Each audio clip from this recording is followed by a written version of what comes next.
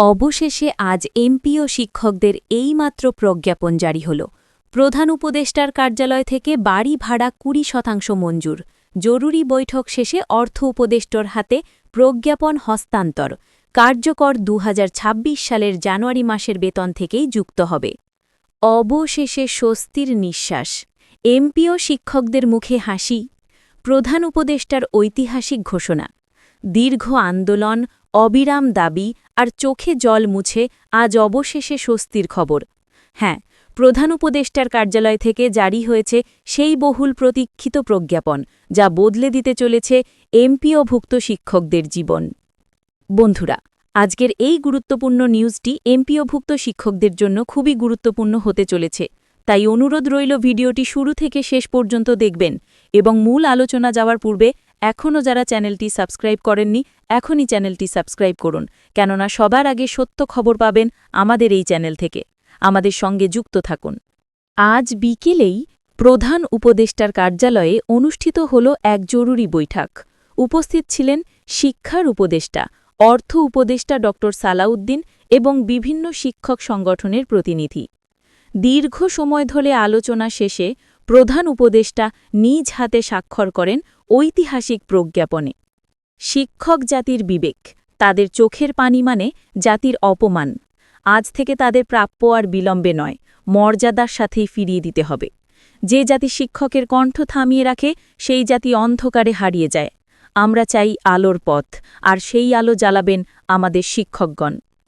আপনারা রাস্তায় নেমেছিলেন ন্যায্যতার দাবিতে, আমি তা দেখেছি, শুনেছি। আজ আমি আপনাদের পাশে আছি, কারণ শিক্ষক হারলে দেশ হারায়। আর নয় আপনারা উপেক্ষিত থাকবেন, আর নয় আপনাদের কান্না হবে অবহেলিত। আজ থেকেই আপনারা গর্বের সঙ্গে বলতে পারবেন, আমরা শিক্ষক, আমরা গর্বিত। প্রজ্ঞাপনে ঘোষণা করা হয়, এমপিওভুক্ত শিক্ষকদের মূল বেতনের ওপর ২০% বাড়ি ভাড়া প্রদান করা হবে।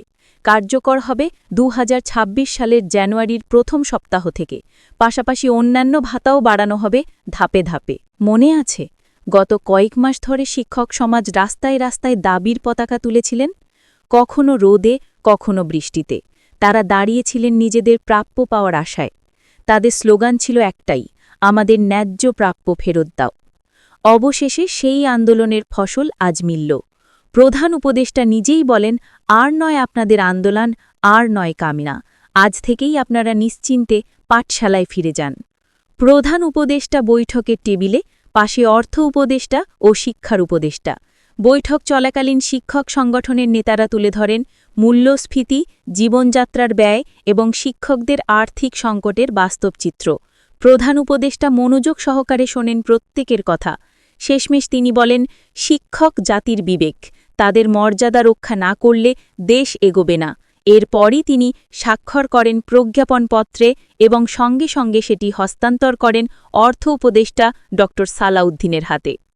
প্রজ্ঞাপন জারি হতেই আন্দোলন মঞ্চে নেমে আসে স্বস্তির ঢেউ।